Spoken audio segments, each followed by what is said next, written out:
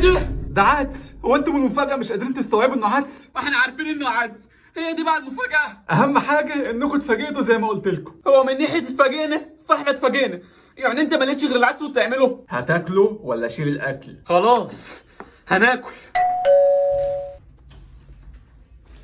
شكرا. على فكرة انا بحب الاكل بتاعكم جدا وخصوصا الفراخ. مع السلامة. محمود، هي اللي معاك دي فراخ؟ اه. كنت متأكد برضو ان انت طيب وان مش دي المفاجأة اللي انت عاملها لنا. لا انت فهمت غلط خالص. الفراخ دي انا جايبها لنفسي. ليك انت؟ طب والعدس مين اللي هياكله؟ انتوا طبعا. انا جايب الفراخ دي لنفسي لان انا ماليش في العدس. بالهنا والشفا.